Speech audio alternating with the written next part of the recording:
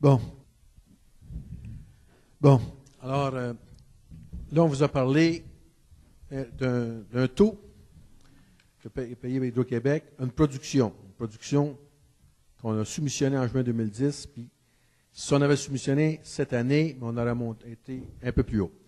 Mais ça, c'est fait qu'une machine qui s'appelle, fabriquée par Repower MM92. Donc, je vais inviter les gens des Repower, je ne sais pas qui va venir, parce qu'on a 2 personnes, les présenter l'entreprise et la spécificité de la machine qui a été choisie en fonction de la qualité du vent qu'on a ici dans la MRC. Bonsoir. Oui.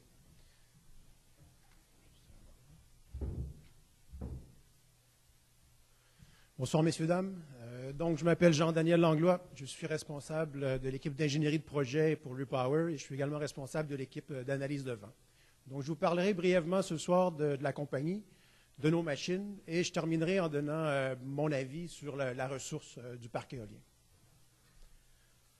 Donc, tout d'abord, 2 mots sur la compagnie. Donc, Repower a été acheté par Suzlon, un manufacturier indien d'éoliennes qui a terminé l'acquisition l'année dernière. Donc, au total, avec le groupe Suzlon, nous avons installé plus de 19 gigawatts de puissance dans le monde, ce qui correspond à 13 000 éoliennes. Et nous avons, dans une trentaine de pays, nous avons plus de 13 000 employés dans 33 pays. Ici, sur la carte, on peut voir la puissance installée dans les différents pays dans le monde. Le siège social de... Un problème avec la carte, là, ce que je vois, là, il manque des bouts, enfin, mais... Enfin, le siège social de Suzlon, du groupe Suzlon est en Inde, à Pune. Le siège social de Repower est à Hambourg, en Allemagne. Ici, au Canada, nous avons un bureau à Montréal. Nous avons une centaine d'employés au Canada.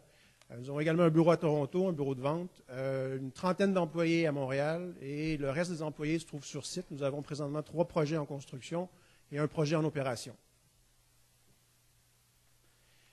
Ici, nous avons la capacité installée l'année dernière dans le monde, si on exclut la Chine, qui est contrôlée majoritairement principalement par les turbiniers chinois. Donc, dans le monde, il s'est installé l'année dernière 23 gigawatts. Et le groupe Suzlon, comme on peut voir, est le 4e manufacturier mondial en importance par rapport à la puissance installée l'année dernière. Donc, 13% du marché pour 3 gigawatts ou 1500 éoliennes.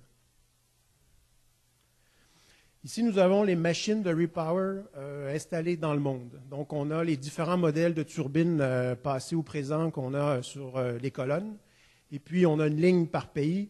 On peut voir en bas à droite qu'au total, en date de mars 2012, nous avions environ 3700 éoliennes installées. Aujourd'hui, c'est autour de 4000 éoliennes. Et on peut voir le chiffre dans le milieu. Ici, 1200, qui est peut-être 1500 aujourd'hui. Ça correspond aux éoliennes MM92, le même type d'éolienne qui sera installée ici pour le projet MRC Pierre de Sorel. C'est plutôt pâle, mais ici, c'est le chiffre d'affaires de Repower 2010-2011 qui tournait autour d'1,7 milliard de dollars ou 1,2 d'euros. Et nous comptions environ 2500 employés pour Repower et, comme je disais, 13 000 pour le groupe Suzlon. Le chiffre d'affaires de Suzlon tourne autour de 4 milliards de dollars. C'est ce qui était le chiffre d'affaires l'année dernière. Donc, encore une fois, un joueur important de l'industrie. Ici, j'ai une photo du centre de recherche de Repower à Osterumfeld en Allemagne. On y trouve 400 ingénieurs, 500 ingénieurs responsables du design, de la conception des éoliennes de Repower. Maintenant, je présente des photos de nos usines de fabrication en Allemagne, ici à Bremenhaven. Donc, à gauche, on a l'usine où on fait la fabrication, où on fait l'assemblage des nacelles 5 MW et 6 MW pour les applications en mer, pour les applications offshore. Et à droite, c'est notre usine de pales en Allemagne. Ici, aux États-Unis, nous avons également un centre de formation pour former nos techniciens de service. Donc, près de Chicago, Suzlon a un entrepôt, un centre de logistique où nous gardons les pièces de rechange pour nos parcs éoliens, pour les parcs éoliens que l'on dessert. On y trouve également un centre de formation. On peut voir une nacelle complète à l'intérieur pour faire la formation de nos employés, différents postes de travail et également des salles de classe, évidemment.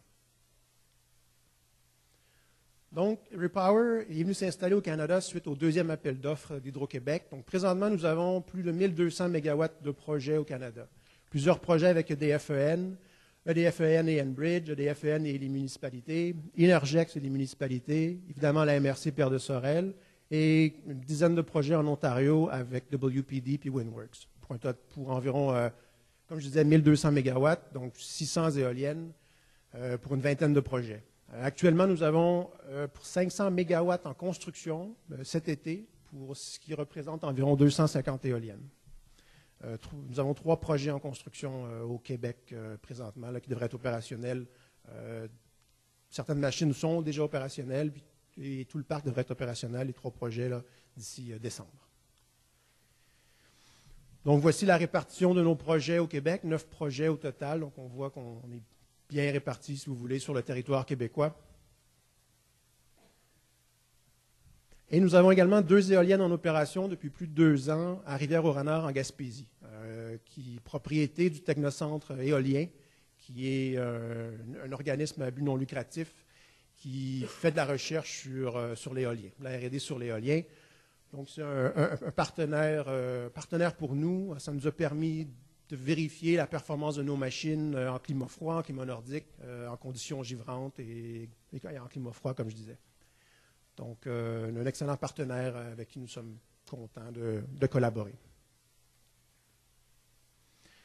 Voici, nous faisons affaire avec 4 fournisseurs québécois pour nos composantes, ce qui nous permet d'avoir un important taux de contenu québécois, plus de 40% du coût de la machine. Donc, on achète nos tours de Marmen, qui a une usine de fabrication à Trois-Rivières et à Matane. Ensuite, de LM Wind Power, qui a une usine à Gaspé, de Eaton Woodward, qui a une usine à New Richmond, une usine d'assemblage pour nos convertisseurs. LM Wind Power, je ne sais pas si je l'ai dit, c'est pour les pales. Marmen, les tours. Et ensuite, on fait affaire également avec Technostrobe pour les balises lumineuses. Technostrobe qui est basé dans la région de Montréal. Les balises lumineuses étant ce qu'on retrouve sur la nacelle, sur certaines éoliennes, afin de les identifier pour l'aviation. Donc, voici juste quelques mots sur nos garanties. Donc, nous sommes confiants par rapport à nos machines. Nous offrons des garanties. Ça permet de diminuer le risque pour nos clients. Donc, évidemment, nous avons des garanties sur les composantes, la main-d'œuvre et les équipements pendant les contrats de service. Ensuite, nous avons des garanties de disponibilité des éoliennes durant les contrats de service également.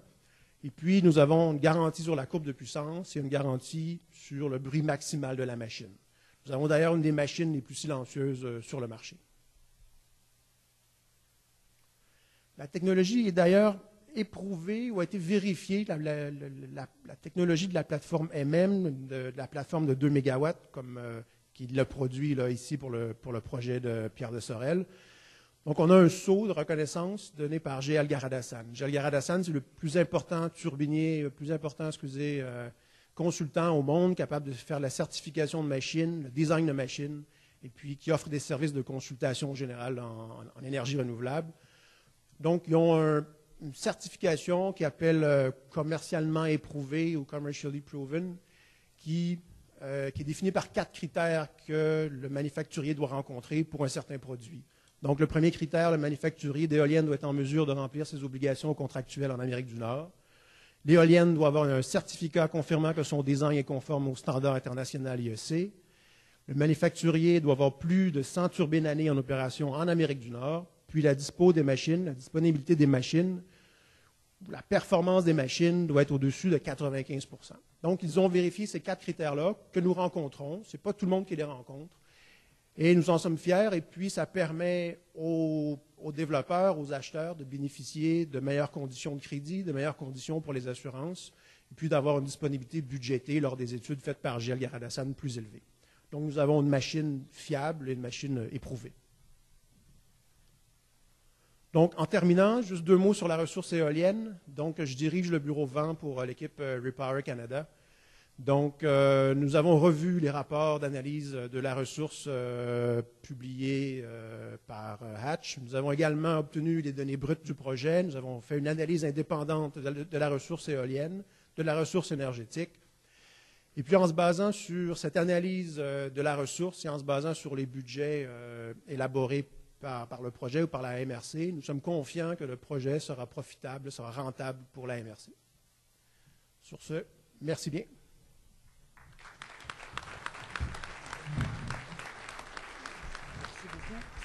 Merci beaucoup. L'appareillage, maintenant, on va vous